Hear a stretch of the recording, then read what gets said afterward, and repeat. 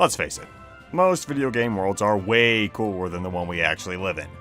And with open world games becoming much more common in the gaming industry, I thought it was about time I give my 2 cents on which are the best. While this is a list about big and beautiful open worlds, I'm also judging them based on how unique or just flat out strange they are. Oh, and I'm only doing one per franchise. On to the show! It's Minecraft, everybody.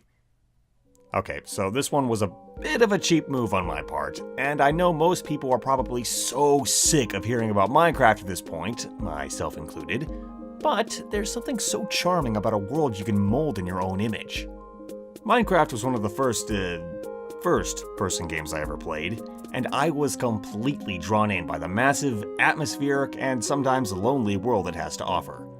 It spawns differently every time, and once it's rendered, the world is your oyster. Want to explore? Go ahead. Don't like what you see? Blow it up. Want to build a magnificent spaceship? Build it or check. Because you're not a creative person. Imagine a world where everything is bright and beautiful. A world that, despite being ravaged by a worldwide war, still maintains a sense of peace and tranquility throughout daily life. Then imagine it getting blown the heck up because this is Fallout, baby! Yes, remember when I said this was a list about beautiful open worlds? I lied. The Commonwealth from Fallout 4 is one of the most vile, ugly, irradiated pieces of crap I've ever explored. And I love it. One might wonder what the appeal of exploring wastelands such as this is, and to be honest, I'm still kind of wondering that myself. Maybe it's the atmosphere and sense of dread, or the logs and diaries of people who somehow survived the bomb but slowly died as radiation crept in. Either way, in the Commonwealth there are many adventures to be had, from a quirky Civil War museum that is somehow still functioning, to a baseball stadium that people built a freaking town in. That's pretty smart, actually. Say what you want about Fallout 4, but I think it's the best in the series, and offers the most interesting world out of all of them. Just don't go to Quincy.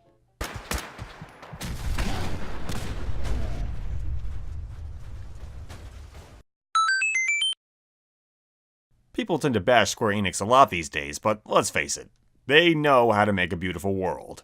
Which is why I've put Eorzea from Final Fantasy XIV at the number 3 spot. There's really not that much to say about it. Eorzea is just one massive world made of pure eye candy. Whether you're exploring one of its many dungeons or just farting around in the overworld, you'll almost never be without gorgeous scenery. That being said, it only made number 3 on the list because of the massive amounts of backtracking you have to do. Then there's the repetitive and uncreative side quests, but that's another video for another day. The Legend of Zelda franchise is notorious for having big, empty fields connecting all the main areas together.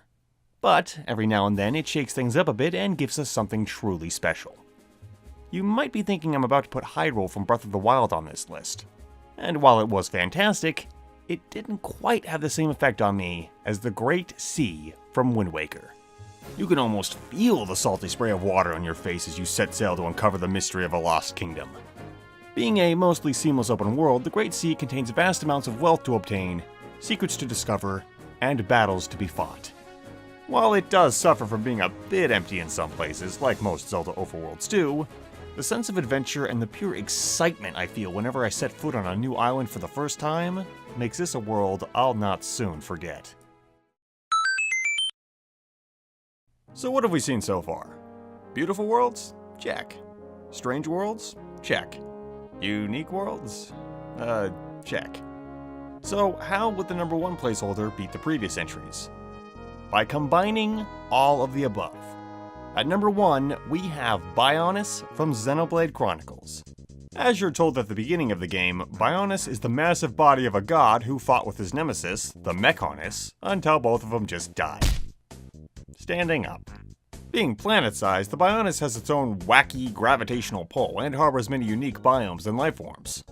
What I find to be flat-out breathtaking about it all is that from certain areas, you can make out its different body parts, like the head or even thumb. Its geography is so warped I found myself awestruck as I climbed up its back and saw the ocean held within its wings, or found a vantage point where I could see the sinister-looking Mekkonis staring at me in the distance. Graphically, it's not super detailed or anything, but I don't care. The creativity and downright splendor of this bizarre land, it makes me super excited to see what the world of Xenoblade Chronicles 2 has to offer. They claim it's going to be released this year, but I'm feeling just a tad skeptical. The end.